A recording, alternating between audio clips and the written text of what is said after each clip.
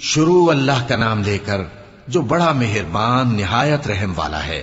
جو چیز آسمانوں میں ہے اور جو چیز زمین میں ہے سب اللہ کی تسبیح کرتی ہے۔ جو بادشاہ حقیقی ہے، پاک ہے، زبردست ہے، حکمت والا ہے۔ وہی تو ہے جس نے ان پڑھوں میں انہی میں سے ایک پیغمبر بھیجے جو ان کے سامنے اس کی آیتیں پڑھتے اور ان کو پاک کرتے اور انہیں کتاب و حکمت کی تعلیم دیتے ہیں۔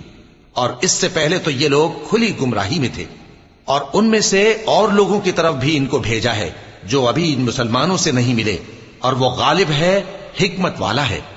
یہ اللہ کا فضل ہے، جسے چاہتا ہے عطا فرماتا ہے، اور اللہ بڑے فضل کا مالک ہے۔ جن لوگوں کو تورات کا حامل بنایا گیا پھر انہوں نے اس کے حامل ہونے کا حق ادا نہ کیا، ان کی مثال گدھے کی سی ہے جس پر بڑی بڑی کتابیں لدی ہوں۔